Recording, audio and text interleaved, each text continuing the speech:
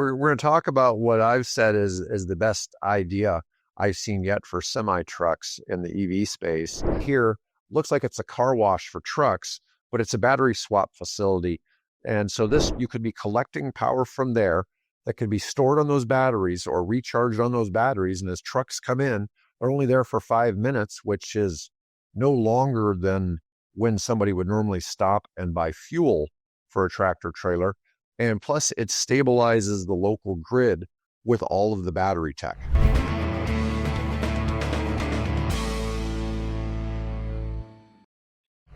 Hi, I'm David with EV World News. I'm back in studio today with our founder and chief editor, Bill Moore. How's it going today, Bill? Hey, it is going fabulous. All right, let's talk about cattle, or CATL, for those of you who want to correct me. CATL, Contemporary App. Yeah, people in Nebraska call it cattle, okay? So this is a Nebraska EV World show.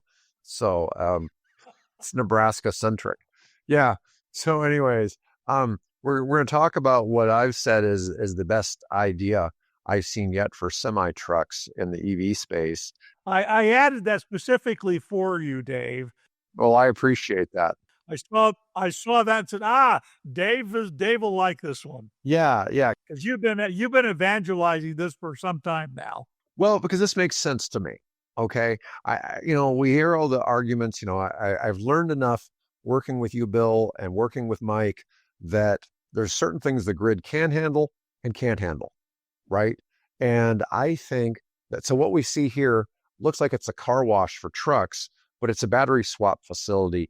And so this truck is going to roll into this building, and this blue area here is going to get pulled out, which that's batteries. It's going to be pulled out on both sides. More batteries are going to be slapped in. So what this allows you to do is, this building here is automated. It can be full of batteries being charged that can be storing energy from the grid to stabilize the local grid. You could have, and it has this big open space out here, that could all be solar arrays or wind turbines or whatever. You could be collecting power from there that could be stored on those batteries or recharged on those batteries. And as trucks come in, they're only there for 5 minutes, which is no longer than when somebody would normally stop and buy fuel for a tractor trailer. And plus, it stabilizes the local grid with all of the battery tech. Yep. Okay, so it serves dual use, and it just makes a lot more sense than trying to have 1.2 megawatt chargers on each side trying to power these, and you're having to put such an enormous strain on the grid to get power to these locations. It's a lot of energy to deliver. It takes, to deliver 1 megawatt of energy, you need about 5 acres of solar. Okay, and that's only when there's during daylight.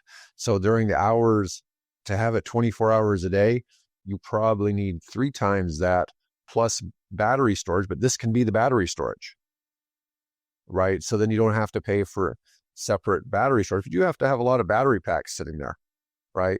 So you probably, in my mind, you probably need 20 battery packs or more, maybe a lot more than that, sitting there constantly being charged, absorbing all of the energy from renewables in the area, on top of whatever else is giving it steady state constant energy, and then they're constantly filling back up. Still going to be a massive strain on the grid.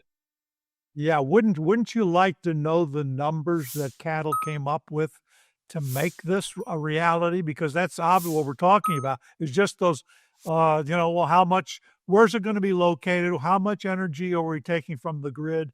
How much solar or wind do we need to have? What do we expect the battery turnover to be as trucks coming through? That would be interesting to get a hold of some of those numbers.